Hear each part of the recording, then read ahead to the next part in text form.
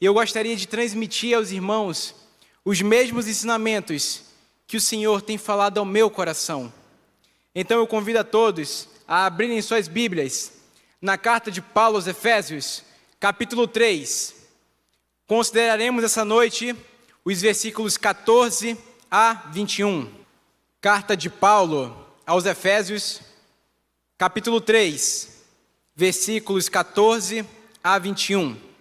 Diz assim a palavra de Deus: Por essa razão, dobro meus joelhos perante o Pai, de quem toda a família nos céus e na terra recebe o nome, para que, segundo as riquezas da sua glória, vos conceda que sejais interiormente fortalecidos com poder pelo seu Espírito, e que Cristo habite pela fé em vosso coração, a fim de que, arraigados e fundamentados em amor, vos seja possível compreender, juntamente com todos os santos, a largura, o comprimento, a altura e a profundidade desse amor, e assim conhecer esse amor de Cristo que excede todo o entendimento, para que sejais preenchidos até a plenitude de Deus.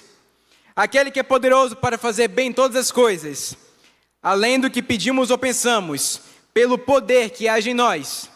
A Ele seja a glória na igreja e em Cristo Jesus, por todas as gerações, para todos sempre. Amém.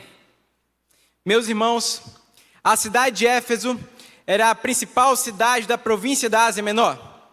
Era uma cidade que tinha uma forte economia e contava com uma população tão grande que superava os padrões daquela época. Porém, era uma cidade que possuía um povo moralmente corrompido, porque aquela cidade abrigava o grande templo da deusa Diana, uma das 7 maravilhas do mundo antigo. E aquele povo, dizem os historiadores, era um povo moralmente corrompido, violento, que praticava atos sexuais em plena luz do dia, como ato de adoração, como ato de culto àquela deusa. Pessoas do mundo inteiro vinham para visitar aquela cidade, para adorar essa deusa, que era um centro comercial tão importante. Homens e mulheres ganhavam a vida produzindo artefatos religiosos.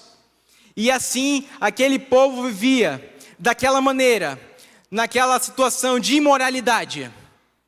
Mas Paulo, movido pelo Espírito Santo, prega naquela igreja durante 3 anos. E nesse período a história da cidade muda, porque o ocultismo recua, a feitiçaria entra em colapso, a palavra de Deus prevalece e permanece, porque ocorre um avivamento nos corações. Aqueles homens que lucravam com aquele paganismo, agora estavam vendo a sua renda cair, porque homens e mulheres estavam entregando a sua vida para Cristo. E diante desse contexto, diante desse cenário, aquela igreja é plantada, aquela igreja ela é fortalecida, ela se multiplica. E daquela localidade, igrejas são plantadas em toda a província da Ásia Menor. Igrejas são plantadas em Esmirna, Pérgamo, Tiatira, Sardes, Filadélfia, Laodiceia e em Colossos. A palavra do Senhor prevalece.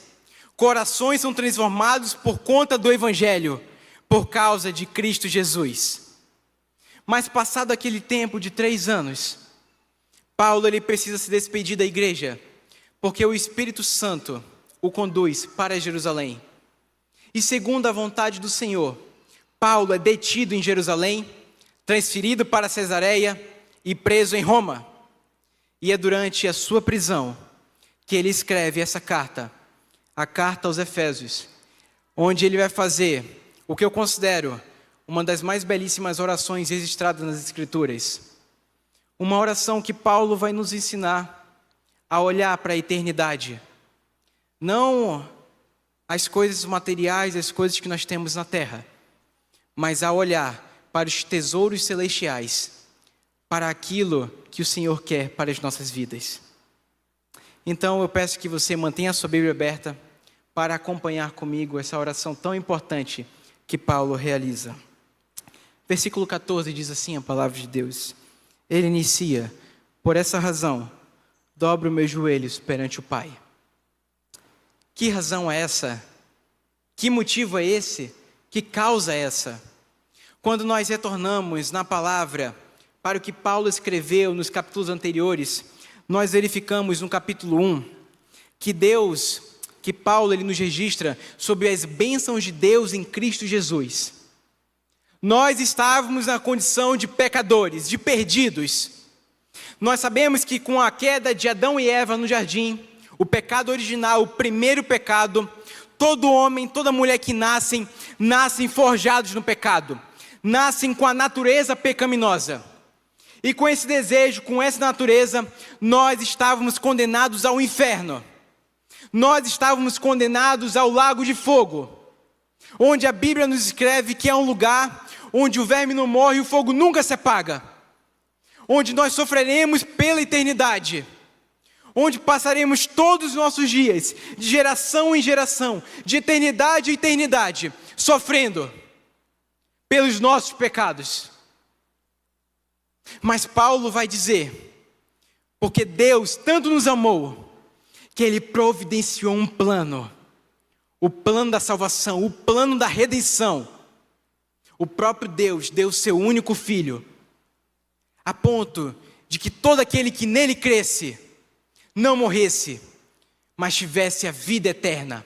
Jesus Cristo, Filho de Deus, o próprio Deus que se fez homem, que se fez carne, que habitou entre nós, que viveu como um de nós, teve fome, teve sede, foi tentado, foi provado, mas tudo encontrou graça diante de Deus, e Ele não pecou, e Ele permaneceu firme até o final, e morreu, morte de cruz, derramando seu sangue por mim e por você, pagando o preço pelos nossos pecados.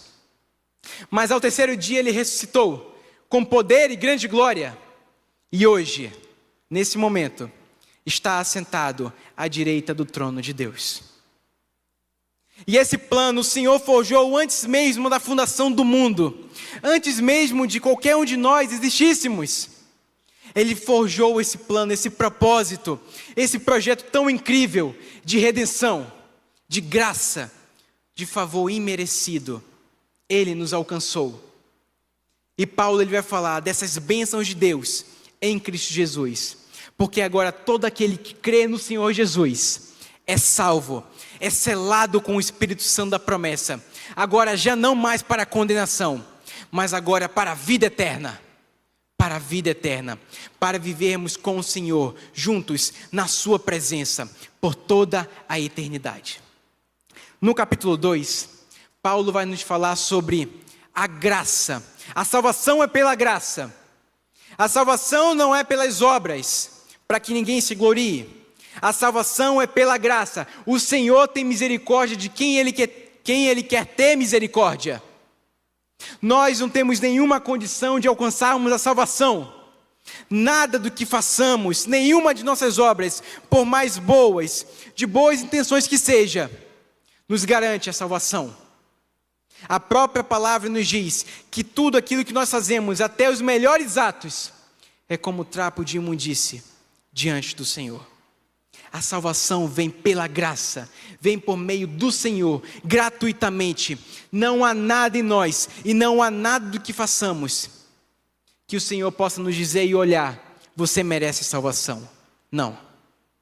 O Senhor nos concede o perdão dos nossos pecados, a salvação, gratuitamente, porque Ele nos amou primeiro. E Ele teve misericórdia de cada um de nós. Mas as obras, elas são importantes sim. As obras testificam a transformação que Cristo Jesus realiza no nosso coração. Então, se eu praticava a mentira, agora não vou mais praticá-la, praticarei a verdade. Se eu praticava a desonestidade, agora eu vou praticar a honestidade. Se eu praticava a imoralidade, agora eu vou praticar a pureza. Se eu praticava a impiedade, agora eu vou praticar a santidade. Mas não pela minha própria força, não pelas minhas obras, mas por meio do Senhor, por meio de Jesus Cristo, que habita no meu coração, que me alcançou por meio da sua graça, por meio do seu favor. Algo que não vem de nós, é dom de Deus. E Paulo vai continuar no capítulo 2 também falando que gentios e judeus estão unidos, juntos, pela mesma causa, pela cruz de Cristo Jesus. Agora, por meio do Senhor, não há mais diferenciação, não há mais separação. Gentios e judeus estão unidos, juntos, pela mesma causa, pelo mesmo evangelho, pelo mesmo propósito. E no capítulo 3, Paulo vai defender o seu apostolado e seu ministério com os gentios. O próprio Senhor Jesus comissionou ele, chamou ele para ser testemunha às nações, para pregar o evangelho aos gentios, para transmitir as boas novas do evangelho. E a partir agora do versículo 14, Paulo vai iniciar uma das mais belíssimas orações registradas nas Escrituras. E é por isso que ele inicia dizendo: por essa razão, por esse motivo, Paulo está orando aqui pelo plano da salvação, pelo plano da redenção. E ele diz: por essa razão, dobro meus joelhos perante o Pai. É tão interessante nós verificarmos isso, porque quando nós comparamos os evangelhos com a atitude do apóstolo, nós nos lembramos que os fariseus e líderes religiosos da época, eles costumavam orar de pé, diante do povo, diante das pessoas, mas com a motivação errada no coração. Porque aqueles líderes, aqueles fariseus, eles queriam a glória para si mesmo. Eles queriam que as pessoas olhassem para eles e dissessem: o quão espiritual são essas pessoas. O quão espiritual são esses homens, homens valorosos de oração. Mas Paulo aqui, na solidão do seu cativeiro, na sua prisão, está orando de joelhos perante o Pai.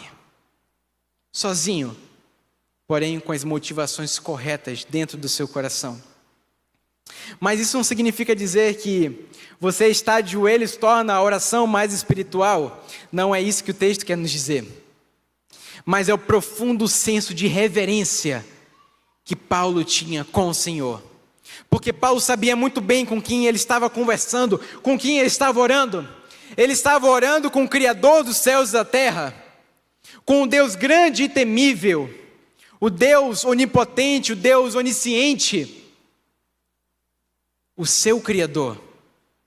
Paulo estava orando à autoridade máxima constituída aqui na terra e nos céus e em todo o universo, o próprio Deus. E ele se coloca de joelhos por essa causa, orando pelo plano da salvação. E isso traz a pergunta para mim e para você: qual tem sido a nossa atitude de reverência diante do Senhor? Qual tem sido? Paulo, na condição de preso, ele se coloca de joelhos perante o Pai, orando, se entregando a Ele. E muitas vezes eu e você não temos coragem de orar.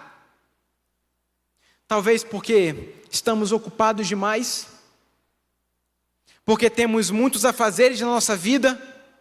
Nós temos a nossa escola, nós temos a nossa faculdade, nós temos o nosso trabalho, nós temos outras obrigações, e deixamos o Senhor em segundo plano, e não oramos, não entregamos a nossa vida, não agradecemos, não suplicamos ao Senhor, não colocamos diante dele os nossos pedidos, aquilo que tem passado no nosso coração.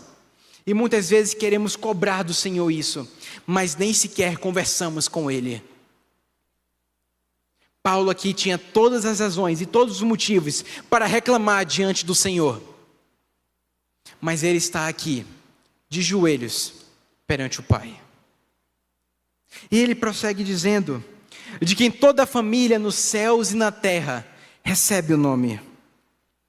Aqui, a família no céu, o exército celestial, a família na terra, nós, eu e você, todos aqueles que creem no Senhor Jesus como seu único e suficiente Salvador, aqueles que estão selados com o Espírito Santo da promessa, fazemos parte de uma família, fazemos parte de um corpo, fazemos parte de uma humanidade.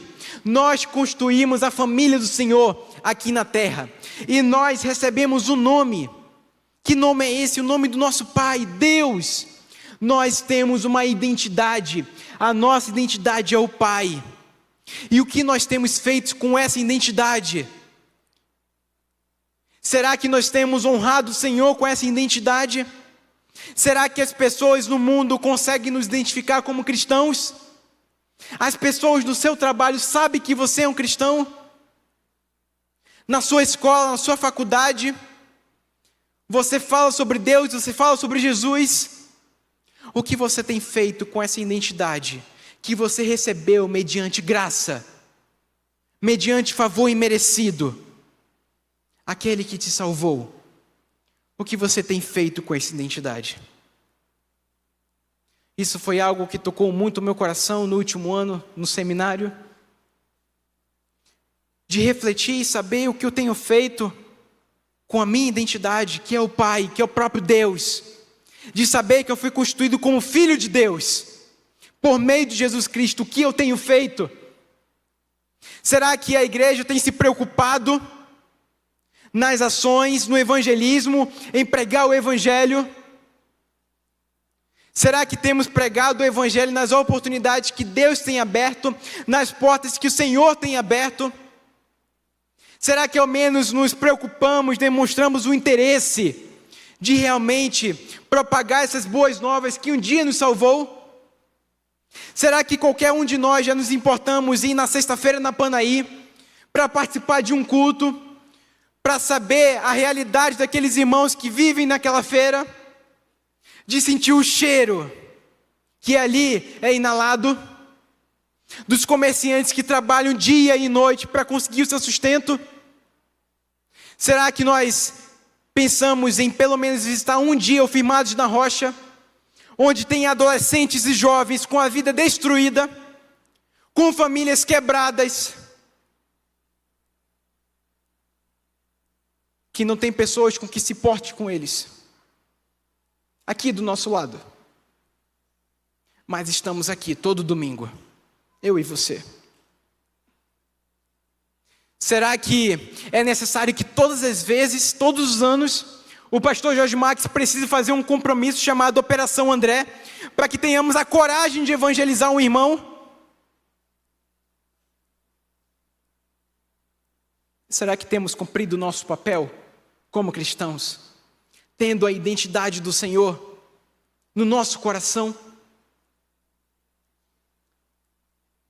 Deus falou isso ao meu coração ano passado, meus irmãos, porque era algo que eu não estava praticando. Eu não estava aproveitando as oportunidades que Deus estava me dando de pregar o Evangelho. E quando eu paro para olhar para trás e ver quantas pessoas eu podia ter conversado, quantas pessoas eu podia ter falado do Evangelho, na minha família, no meu trabalho, na minha escola, eu vejo quantas oportunidades eu deixei passar. Mas eu era um cristão, mas não estava cumprindo o meu papel. Um testemunho muito interessante meu é que, para nós nos deslocarmos do seminário para ir num comércio, num shopping, nós precisamos pegar Uber. E geralmente as viagens demoram de 20 a 30 minutos. E naquele tempo, nós temos a oportunidade, eu e o motorista, de conversar. Muitas vezes eu ficava calado durante a viagem inteira. Mas eu vi que ali era uma oportunidade de me expressar e de poder conversar com aquela pessoa que eu nem conhecia e muito provavelmente nunca mais veria na minha vida. E a partir do momento que eu tomei a iniciativa, que eu tomei coragem, que o Senhor me fortaleceu, quantos frutos e quanta coisa eu aprendi fazendo aquilo. Motoristas que abriam seu coração dizendo sobre problemas no casamento. Eu nem tinha tocado nesse assunto, e aqueles motoristas falavam sobre o seu casamento, falavam sobre como a vida estava difícil, falavam sobre sua família, sobre seus filhos, sobre os seus sonhos para o futuro, sobre aqueles que eles queriam fazer. E em determinado momento eu conseguia pregar o Evangelho. E ali, 20, 30 minutos, nós conseguíamos conversar. E eu tinha a oportunidade de falar do Evangelho. A semente era plantada. E depois, quando eu saía, eu fazia uma rápida oração, dizendo: Senhor, que essa semente plantada possa germinar. Que essa palavra fique guardada no coração dele, ele possa refletir e tomar uma decisão. Eu não sei se houve frutos, mas o Senhor me incomodou tremendamente ano passado, para que eu aproveite as oportunidades para pregar o Evangelho. O apóstolo Paulo, ele não perdia as oportunidades de pregar o Evangelho, mesmo em ambientes de hostilidade. Paulo, ele foi apedrejado, Paulo, ele foi açoitado de cidades, mas ele pregava o Evangelho. Ele não tinha medo, porque essa é a mensagem mais importante do mundo.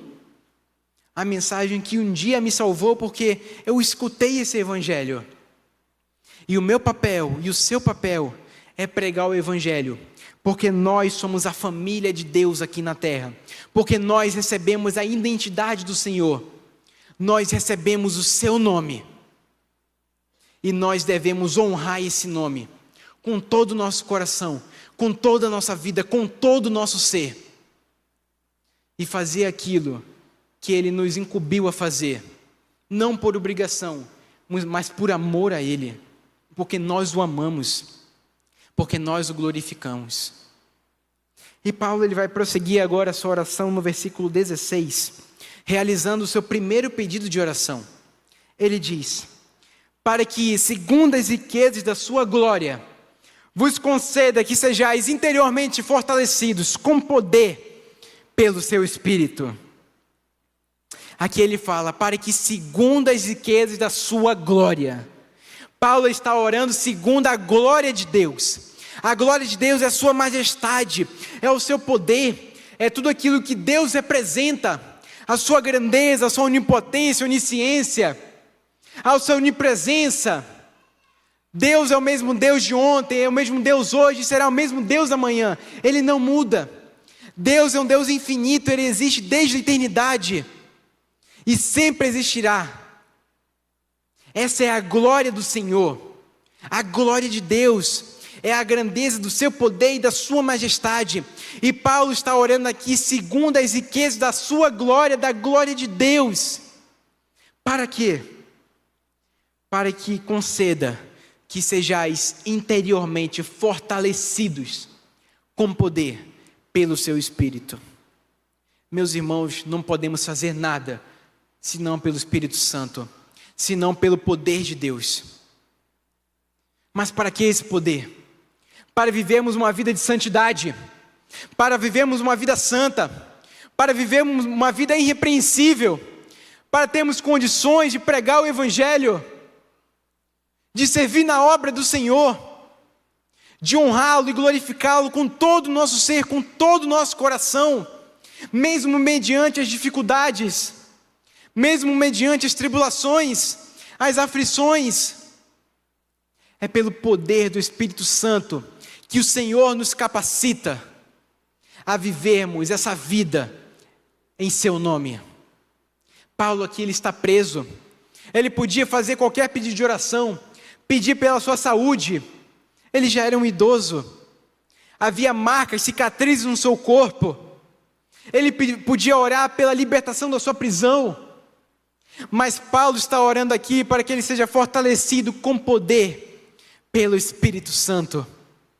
Porque ele sabe que sem o Espírito ele nada pode fazer. E ele ora para os irmãos de Éfeso, para que eles também sejam fortalecidos. Esses irmãos viviam num contexto pagão, num contexto idólatra, de imoralidade. Era muito difícil ser cristão naquela localidade. Deuses eram adorados, sacrifícios eram realizados, a economia girava em torno disso. Mas aqueles irmãos precisavam abrir mão de tudo isso para viver pelo Evangelho. E Paulo ora, sabendo de todas essas dificuldades, e ora para que eles sejam fortalecidos com poder pelo Espírito Santo. Mesmo preso, Paulo está orando para que seja fortalecido. Isso nos traz uma lição tão importante, porque mesmo mediante as dificuldades, mesmo mediante as tribulações e aflições, Deus tem muito para nos ensinar. Deus tem muito para nos instruir. E eu posso falar isso como testemunho próprio. O Senhor me tem permitido passar por tribulações e aflições muito grandes. Tenho tido enfermidades há muitos meses. Mas o Senhor me tem ensinado tantas coisas em meio às enfermidades. Mesmo com o corpo fraco, com o corpo fragilizado, o Senhor tem me ensinado a depender mais dEle. O Senhor tem me ensinado que existem pessoas que se importam comigo, que cuidam de mim, os meus pais, os meus amigos, os meus irmãos, pessoas que têm cuidado de mim e me mostrado que o Senhor não tem me desamparado. E mesmo muitas vezes, com dores, o Senhor fala ao meu coração, me fortalecendo. Charles Spurgeon uma vez disse numa conferência de pastores, que é nessas dificuldades, é nessas aflições, que nós, eu e você, podemos olhar para Deus e dizer, quando sou fraco, então é que sou forte. Porque o teu poder se aperfeiçoa nas minhas fraquezas. Eu não sei o que você tem passado. Eu não sei quais são as suas dificuldades. Sejam elas de saúde, sejam elas familiares, sejam elas financeiras. Saiba que Deus está com você. E a vontade de Deus é boa, perfeita e agradável. Não olhe as dificuldades da vida como um fardo. Olhe as dificuldades da vida como uma oportunidade de Deus te ensinar. E Deus tem me ensinado tanto, que em circunstâncias normais eu não aprenderia, mas tenho aprendido em meio às dificuldades. Paulo está orando aqui para que sejamos fortalecidos com poder pelo Espírito Santo, para que sejamos revestidos até a sua plenitude, para que sejamos capacitados para toda boa obra, capacitados a viver um dia de cada vez com seus próprios problemas e as suas próprias preocupações, a vivermos uma vida de santidade, porque não é fácil ser cristão, não é fácil viver nesse mundo, mas não é pela nossa própria força, é pelo Espírito Santo que nós somos fortalecidos, que nós somos capacitados. Que essa oração possa ser a nossa oração, de nós sermos fortalecidos todos os dias, e de sabermos que mesmo nas dificuldades, o Senhor pode nos ensinar, o Senhor pode nos instruir. E como igreja, devemos sempre realizar essa oração, para que todas as atividades e tudo que façamos possa ser segundo a vontade do Senhor e fortalecidos com o seu poder. Todas as atividades, seja ela na obra missionária, seja ela nos cultos, mas em todas as programações. E agora Paulo, no versículo 17, vai apresentar um segundo motivo de oração. Ele diz: e que Cristo habite pela fé em vosso coração, a fim de que, arraigados e fundamentados em amor, vos seja possível compreender, juntamente com todos os santos, a largura, o comprimento, a altura e a profundidade desse amor. E assim conhecer esse amor de Cristo que excede todo o entendimento, para que sejais preenchidos até a plenitude de Deus. Cristo deve habitar o nosso coração pela fé. Na língua original, no grego, existem duas palavras para habitar. Uma delas tem o sentido do habitar temporário, e a outra tem o sentido do habitar permanentemente. Paulo utiliza essa segunda expressão, habitar permanentemente, pela fé em nosso coração. Existem muitas áreas da nossa vida que muitas vezes nós teimamos em entregar ao Senhor. Porque muitas vezes não queremos que o Senhor se intrometa nos nossos assuntos, não queremos que o Senhor cuide de algumas áreas da nossa vida, porque muitas vezes estamos acomodados, estamos confortáveis, estamos querendo viver daquela forma. Mas nós devemos entregar o nosso coração na sua totalidade, em todas as suas áreas, ao Senhor, para que Ele possa administrar, para que Ele possa cuidar, para que Ele possa instruir, para que Ele possa cuidar. Cristo deve habitar no nosso coração pela fé. Pela fé. A fé, meus irmãos, abra comigo em Hebreus capítulo 11, versículo 1.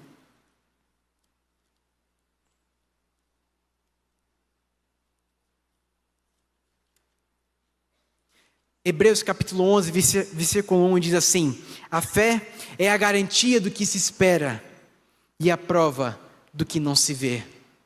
Cristo deve habitar no nosso coração pela fé, porque a fé é a garantia do que se espera, é a prova do que não se vê.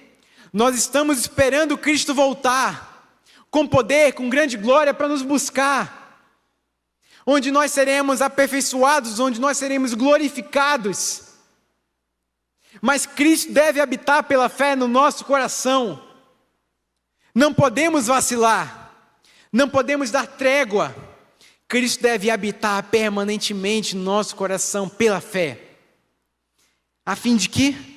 A fim de que, arraigados e fundamentados em amor, seja possível compreender o quê? O amor de Cristo.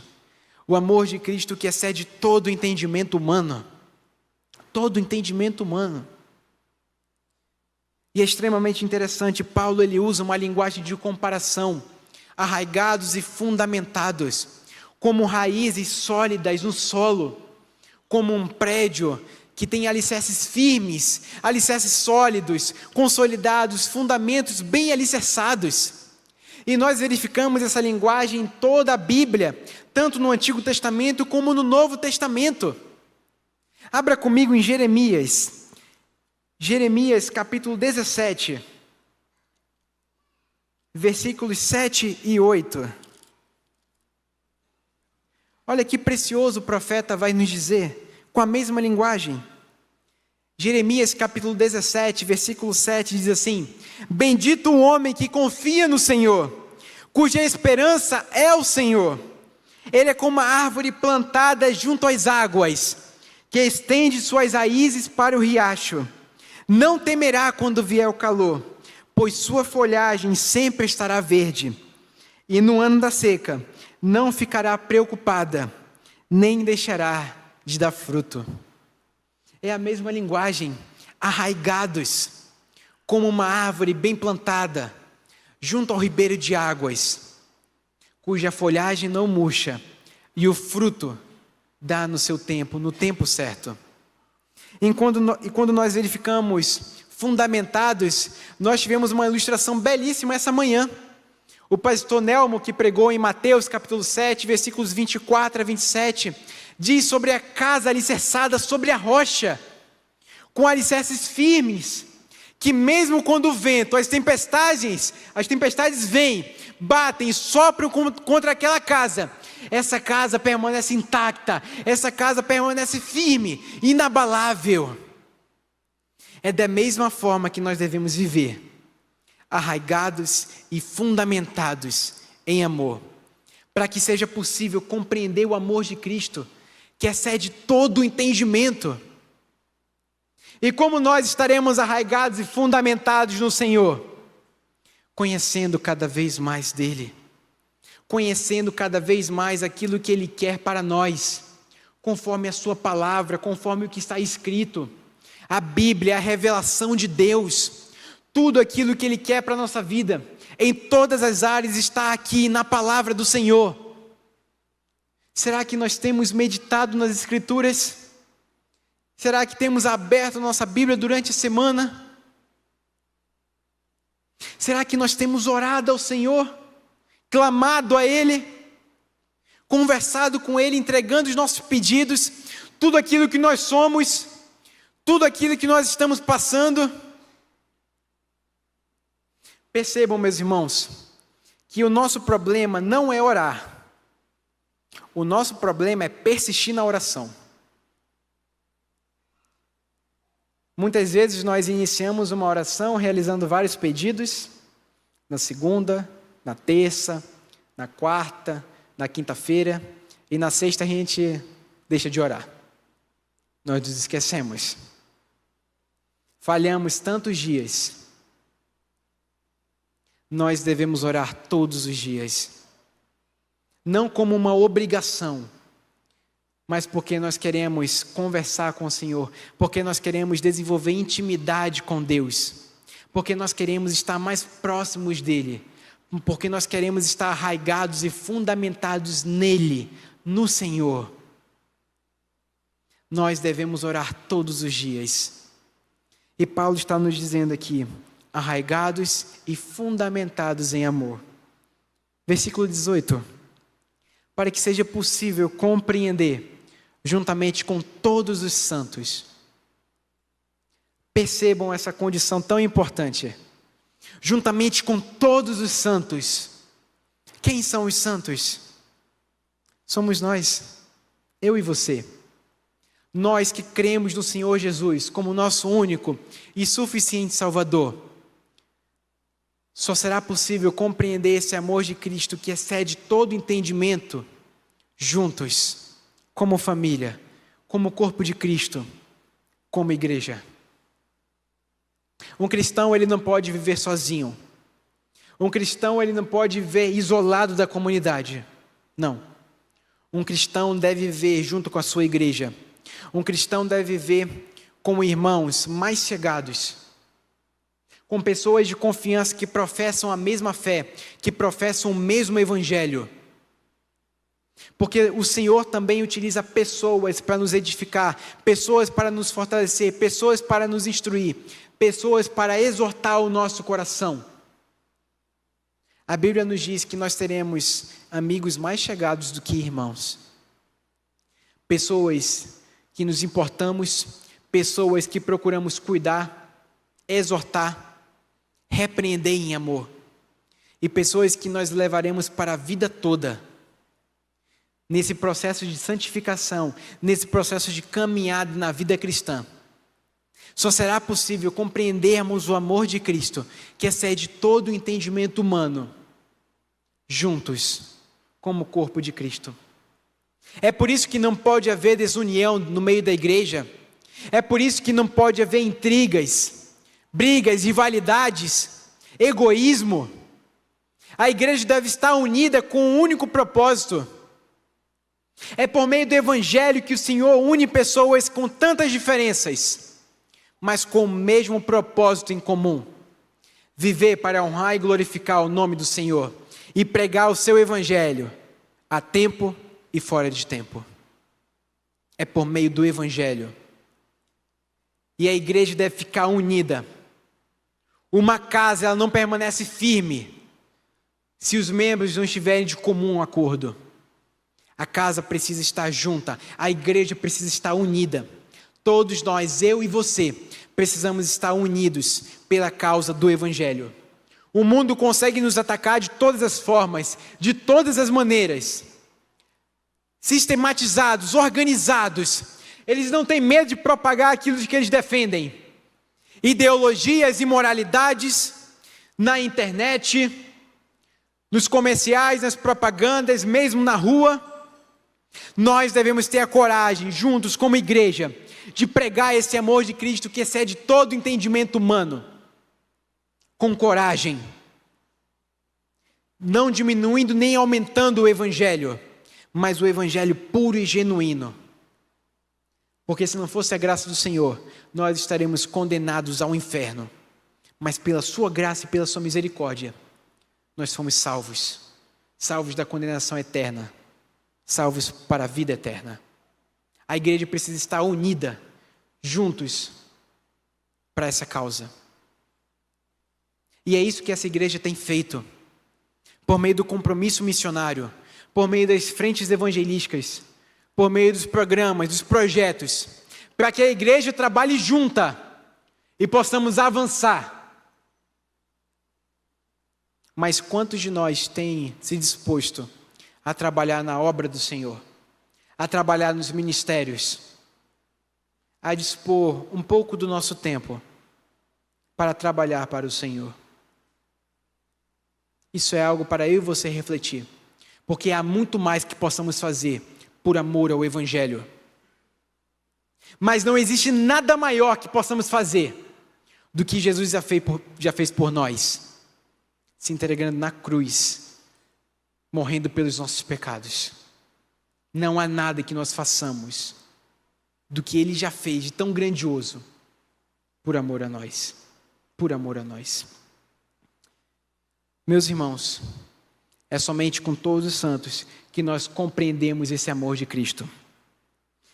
E esse amor de Cristo, a largura, o comprimento, a altura e a profundidade, é uma linguagem que representa a grandeza desse amor, que representa esse amor que alcança todas as eras, que alcançou as gerações do passado, que alcança as gerações do presente e certamente alcançará as gerações do futuro.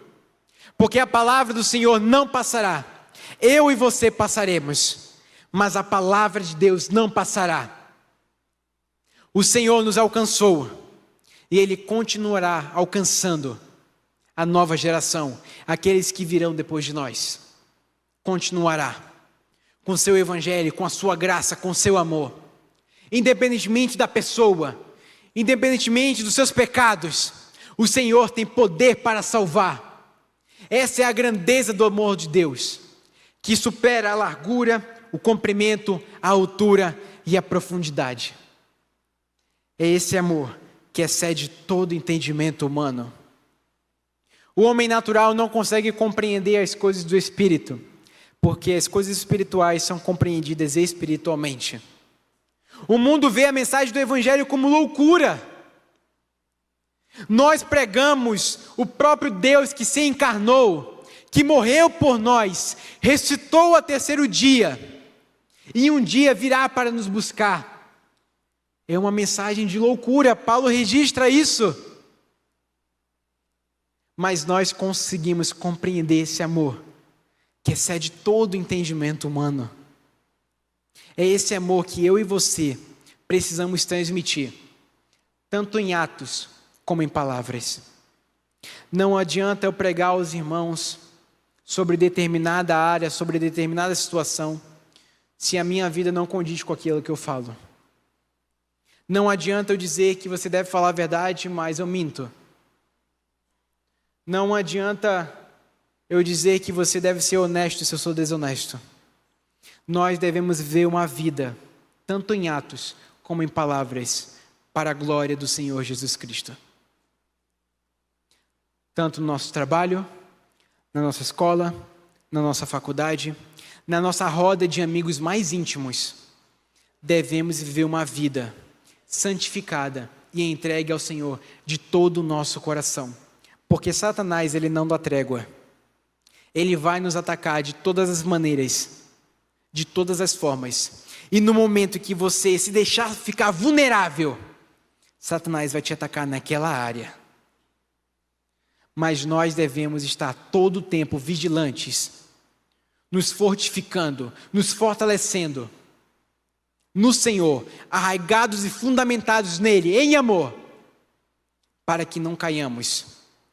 E mesmo que caiamos, possamos nos arrepender, tendo a certeza que o Senhor concede perdão pelos nossos pecados, e assim possamos continuar vivendo a nossa vida, buscando a Ele de todo o nosso coração. E Paulo, ele encerra o seu pedido para que sejamos preenchidos até a plenitude de Deus. Até a plenitude de Deus. Eu não sei se isso é possível, porque nós somos falhos, nós possuímos ainda a natureza pecaminosa, mas o apóstolo está orando para que eu e você sejamos preenchidos até a plenitude de Deus, até a plenitude do Senhor. Paulo está preso, sozinho, mas está orando para que seja fortalecido com poder pelo Espírito Santo e para que o seu coração seja cheio da plenitude de Deus. Será que eu e você estamos cheios de Deus? Será que estamos com o nosso espírito alimentado? Ou será que nós pensamos que está alimentado? Nós devemos buscar o Senhor de todo o nosso coração, de toda a nossa alma e de todo o nosso entendimento. Em todos os momentos da nossa vida. Em todos os momentos. Seguindo o exemplo do apóstolo, que está fazendo essa oração tão belíssima, tão brilhante. para os irmãos e para nós em 2025, para que sejamos fortalecidos com o poder. Tudo aquilo que nós temos, os nossos dons, os nossos talentos, tudo aquilo que nós fazemos, procede do Senhor. Procede única e exclusivamente de Deus. É Ele que nos capacita. A mesma capacidade que nós temos hoje, o Senhor pode tomar amanhã. Nós devemos viver a nossa vida com humildade, como servos do Senhor, sabendo que tudo aquilo que nós temos procede de Deus. E mesmo mediante as dificuldades, o Senhor está ali conosco para cuidar de mim e de você. Agora Paulo vai partir para o final da sua oração. E ele diz o que muitos irmãos já citaram aqui na frente. Aquele que é poderoso para fazer bem todas as coisas, além do que pedimos ou pensamos. Outras traduções vai dizer, aquele que é poderoso para fazer infinitamente mais do que pedimos ou pensamos, pelo poder que age em nós, que é por intermédio do seu Espírito. Muitas vezes nós engrandecemos as nossas dificuldades, nós engrandecemos os nossos problemas, engrandecemos as nossas aflições, mas esquecemos que nós cremos e confiamos em um Deus que é poderoso para fazer bem todas as coisas, que é poderoso para fazer infinitamente mais do que pedimos ou pensamos. Quando nós pensamos que a nossa causa não tem solução, quando o mundo ao nosso redor está desmoronando, o Senhor opera maravilhas e milagres que não conseguimos nem compreender, que não conseguimos nem explicar como que aquilo aconteceu. É graça do Senhor, é graça. Mas saiba também que aquilo que nós pedimos ao Senhor, a resposta muitas vezes pode não ser aquilo que nós queríamos. Porque o Senhor não faz conforme a nossa vontade. O Senhor faz conforme a sua vontade. E se for da vontade dele atender o nosso pedido, ele vai atender. Mas se não for, ele vai responder de outro modo. Mas nós temos que confiar no Senhor, sabendo que a sua vontade é boa, perfeita e agradável, independentemente das circunstâncias. Os irmãos aqui mais experientes podem dizer sobre isso. Situações que acontecem na nossa vida, que não conseguimos explicar naquele momento. Talvez meses, anos depois, nós entendemos por que as coisas foram daquela maneira. E nós olhamos para trás e dizemos, Senhor, muito obrigado, porque o Senhor não respondeu a minha oração da forma como eu queria. O Senhor respondeu da maneira que eu precisava, porque o Senhor conhece o som dos nossos corações. Nós temos a falsa sensação de que nós conhecemos o nosso coração, de que nós conhecemos aquilo que nós queremos, mas o nosso coração é enganoso, o nosso coração fala contra nós, mas o Senhor é aquele que sonda os corações e conhece plenamente o que eu e você precisamos hoje, nesse momento. Então, quando você for orar, ore ao Senhor, peça a Ele, agradeça ao Senhor, mas diga, Senhor, não seja feita a minha vontade, seja feita a tua vontade, Senhor. E que, independentemente da sua decisão, que eu me conforme com aquilo que eu tenho, com aquilo que o Senhor me respondeu, e eu possa permanecer firme nos teus caminhos. Como eu disse, meus irmãos, eu tenho orado muito para que Deus me cure. Não sei se essa é a sua vontade para mim agora, mas o Senhor tem me ensinado muito. E eu tenho orado também para que o Senhor me dê o contentamento de viver dessa forma. Até onde Ele quer que eu viva dessa maneira. Devemos orar dessa forma. Pelas nossas dificuldades, aflições, tribulações, mas também agradecendo a Deus por todas as bênçãos que Ele tem nos dado. Eu compartilhei com os adolescentes na nossa programação de férias, que se você realizar uma listagem dos seus pedidos e uma listagem daquilo que você tem para agradecer a Deus, você vai ver que os agradecimentos dá de 1000 a 0 nos pedidos. Porque o Senhor vai dar-nos tantas bênçãos que muitas vezes nem percebemos e muitas vezes nem agradecemos. Nós estamos aqui com saúde. Tem tantos irmãos que nós conhecemos que estão em leitos de hospital. Mas nós estamos tendo o privilégio de estarmos aqui na sua casa e sem perseguição. Quantos irmãos estão sendo perseguidos no mundo? Não podem cantar, não podem louvar, não podem ouvir do Evangelho. Mas nós estamos tendo esse privilégio. E nós devemos ser gratos a Deus por isso. Gratos ao Senhor de todo o nosso coração. De todo o nosso coração. Paulo aqui está orando a um Deus que é poderoso para fazer infinitamente mais. Paulo está preso, sozinho, mas ele sabe que o Senhor é poderoso para fazer bem todas as coisas e que o Senhor tinha poder para capacitá-lo a viver naquela situação tão terrível. E o Senhor nos capacita hoje a vivermos a nossa vida segundo o seu Evangelho. E ele conclui a sua oração. E ele não poderia concluir de outra forma senão engrandecendo o nome do Senhor. E ele diz: a ele seja a glória na igreja e em Cristo Jesus, por todas as gerações, para todo sempre. Amém. Meus irmãos, como eu disse, a nossa geração passará. Gerações virão. E um dia o Senhor voltará com poder e grande glória para nos buscar. Ele nos resgatará. E nós seremos aperfeiçoados e glorificados. Não haverá mais pecado. Não haverá mais choro, ranger de dentes. Não haverá mais enfermidades, doenças, morte, tristeza, lágrimas. Mas viveremos eternamente por todas as gerações, para todo sempre, de geração em geração, pelos séculos dos séculos, louvando e glorificando a Deus, alegres, como o irmão muito querido aqui diz, saltitantes de alegria, conhecendo cada vez mais do Senhor, todos os dias.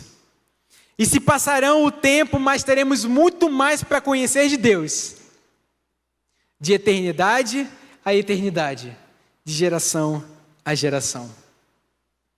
Meus irmãos, que a nossa oração possa ser a mesma da de Paulo. Que sejamos fortalecidos com poder pelo seu Espírito e que Cristo habite pela fé em nosso coração. Sejamos arraigados e fundamentados em amor, para que juntos, eu e você, seja possível compreender esse amor de Cristo, que excede todo entendimento. E que nós possamos dar glória e louvor a Ele, por todas as gerações, para todos sempre. Amém.